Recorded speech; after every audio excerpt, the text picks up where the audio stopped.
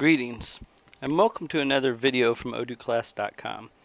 In this video we're going to discuss analytic accounting. And analytical accounting in Odoo, there's some documentation on it, but it can be a little dry and tough to get through and really see why you would use it and how you would use analytical accounting.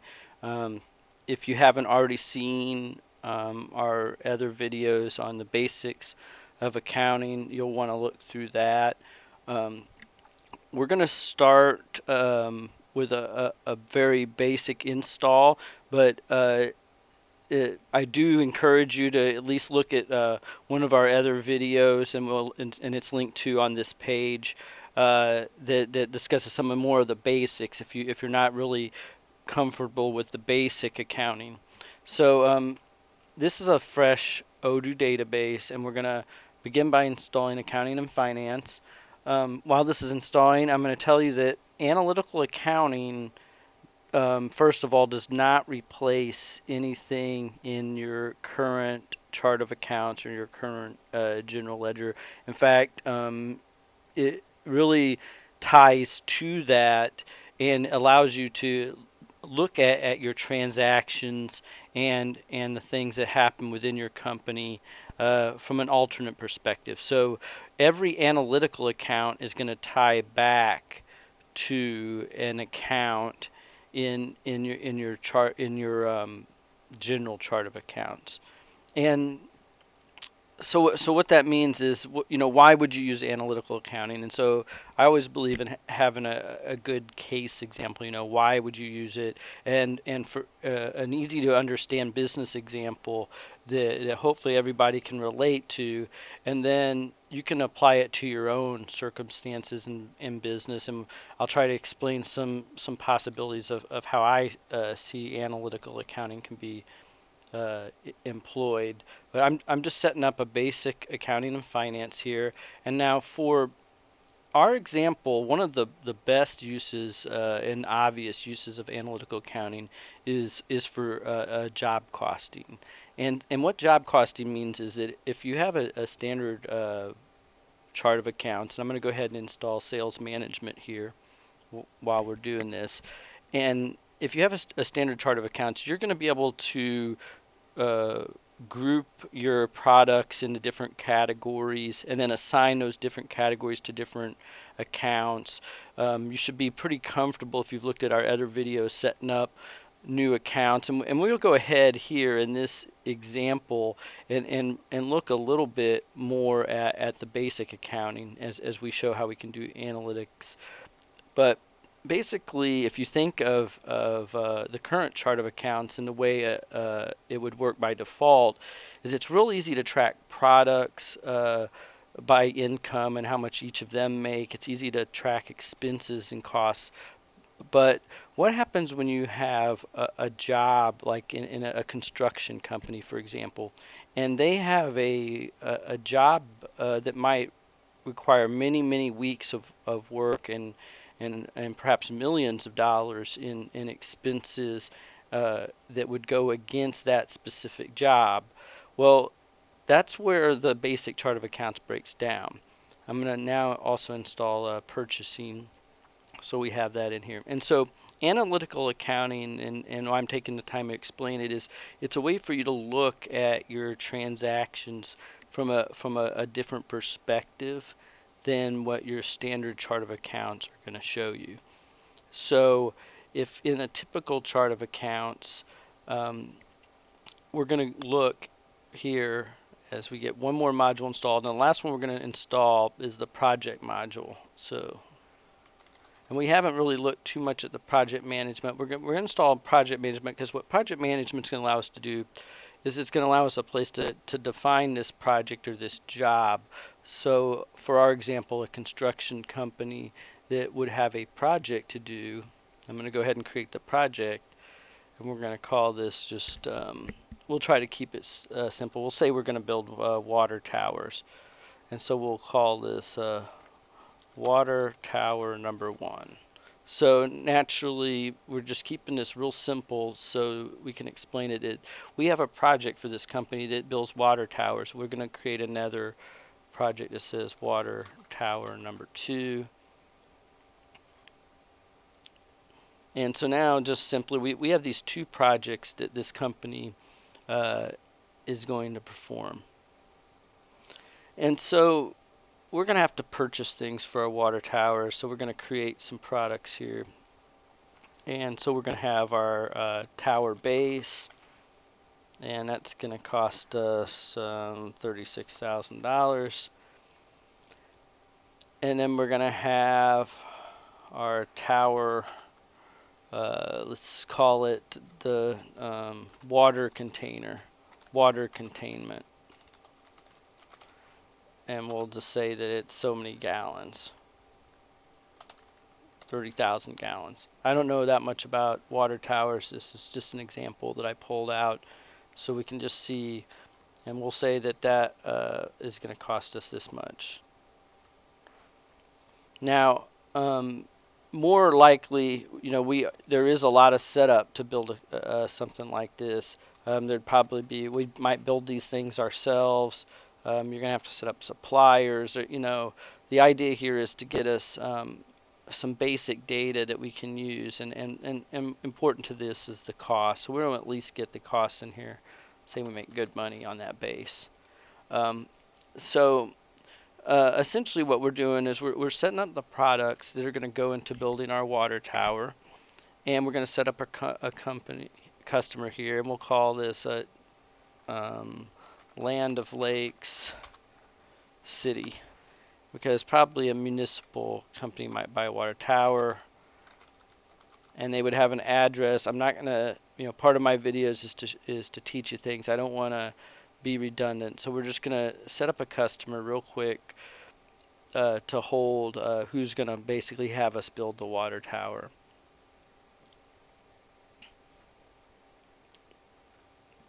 Now, one of the first things that we got to this point is that we really haven't turned on analytical accounting. We've installed accounting and finance, but if we go down here under configuration, we see no analytical accounting. That's another module.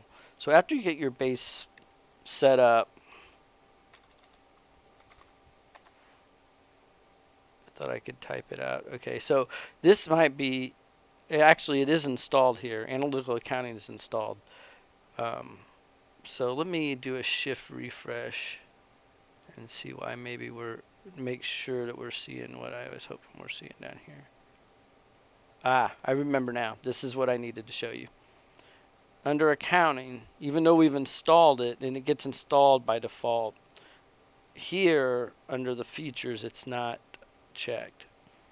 So to begin using analytical accounting, you're going to need to check this box here and hit apply. And that tells Odoo that we want to use analytical accounting. If I go over to accounting now, you'll notice that there's another tab down here that says analytic accounting. Now, by default, when you install analytic accounting, you're going to get a sales journal and a purchases journal. And so I'm going to open up one of these real quick, and you'll see it's real simple, and it just basically is saying that with these analytic journals, you can create different journals that tie to your transactions inside of Odoo.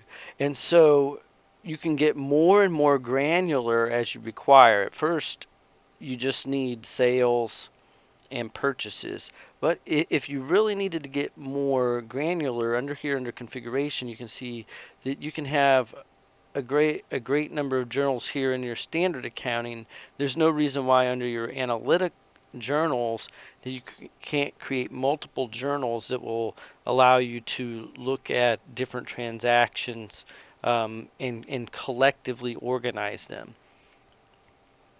But for now, what we're focusing on, and you'll know when I click on analytical accounts here, that by default, just for the fact that we created these projects, Odoo has automatically created an analytic account for Water Tower 1 and Water Tower 2, just for the fact that we made those projects. So there's some behind the scenes magic here. We're going to look at that a little bit.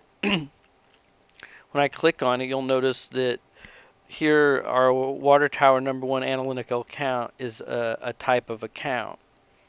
And now you don't really need me to read that help to you. You can read that. What I'm going to show you here is the list that you can create a view account so that you can roll up projects and contracts and things into a view. And you'll notice that I shouldn't have changed that. I didn't mean to accidentally change that. So I'm going to discard that, because it's always better. I'm going to teach you to have it to always say discard.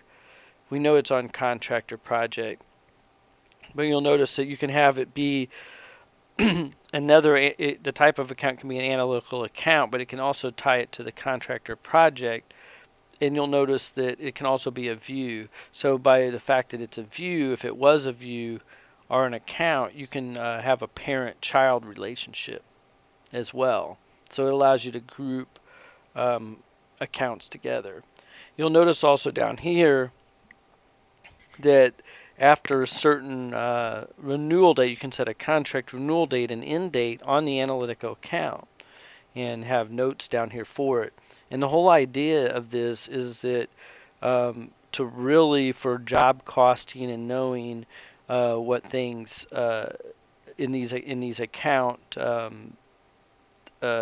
ranges go, is you could theoretically set up analytical accounts that would let you track jobs over certain phases. So you could have phase number 1 is going to be for the first 2 weeks, and then we're going to have a 10-day phase of the project that's gonna maybe have a lot of different things involved. Well, we want to look at that phase of the project by itself. We don't need so for example, and we're not going to go all that complex here, but there'd be no reason why you couldn't call this phase 1 and come down here and put an end date, and then your money and your expenses and also as well as your income can be attributed to this account, and it allows you to get a lot of granularity in looking at how money is flowing to your company. So you can look at, like in this case, of what we're looking at right here is how much it cost us to build this water tower, and then also hopefully how much we make from building that water tower. So let's go back and look at the project, and you'll see that we got our tasks here. And if we open one of these up, we're going to look at the other side of this, that it's automatically set up for us. Is that to invoice or set up invoice and renewal options, go to the related contract. So it creates a contract for us, and we can click on that now. And you'll notice that it looks a little bit like our analytical account. When I hit edit, that it is essentially this project is linked exactly to this account. We can change this reference if we'd like. The point being is that here is where our contracts are, and we can hit edit. It's essentially a tied together at this point. Link this project to an analytical account, and it'll automatically handle everything for you. So it in a lot of ways, for this simplistic example, everything ties together. What I'm showing you behind the scenes is if you need to get more technical, you're going to have to go down to accounting. You're going to need to go down to analytic accounts down here in order to describe in here exactly what it ties to. So now that we understand a little bit about how these accounts are set up, I think if there's any confusion, it'll get a little bit more clear as we run a few transactions through. So let's look here at how we would do that. A lot of times when you're doing things like for this type of operation, you're going to just create an invoice, you do a bid, you do certain things, but you're going to create you don't really create a product for them. It's a service. It's complex. It's a lot of materials. It's time. It's labor. It goes into a whole bunch of things, and you're going to basically bid it out and say this project's going to cost X number of dollars to do, and so you go here and you do it right. You do it right from this point, and you'll notice that we can just say service, and under analytic account, just as simple as that, if this is what we're doing, we can tie so is this $300,000? Validate. Okay, just like that, we have tied this product sales to this analytical account, and we should be able to go now here, right in here, and we'll see that it's created a view for us, and I'm glad it did that. I wanted to show you later how to create a parent view, but you'll notice this analytic view. It's